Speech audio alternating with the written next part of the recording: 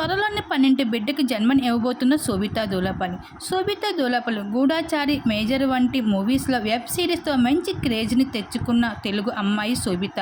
తీసింది 2-3 సినిమాలు అయినప్పటికీ నటనతో ఎంతోమంది మంచి పేరుని సంపాదించుకుంది శోభిత. రీసెంట్గానే నాగ చైతన్యని అక్కినేని గారి కోడలుగా అయితే అడుగుపెట్టి నాగ చైతన్యని పెళ్లి చేసుకున్న సంగతి మనందరికీ తెలిసిందే. ఇద్దరు కూడా ప్రేమించుకొని పెద్దల అంగీకారంతో అన్నపూర్ణ స్టూడియోలో చాలా గ్రాండ్గా వెడ్డింగ్ చేసుకున్నారు.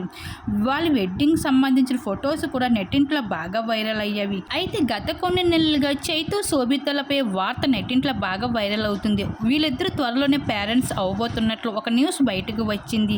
ఆ స్టార్ కపుల్ శోభిత చైతు అంటూ న్యూస్ వైరల్ అయింది. ఆ టైంలో ఒక ఈవెంట్లో శోభిత చీరలో రావడం, ఆమె బేబీ బంప్ కవర్ చేసుకుంటుంది అంటూ నెటిజన్స్ కామెంట్ చేయడం జరిగింది.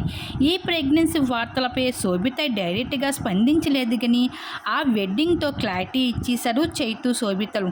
వాళ్ళు మ్యారేజ్ టైంని హ్యాపీగా స్పెండ్ చేస్తున్నారు.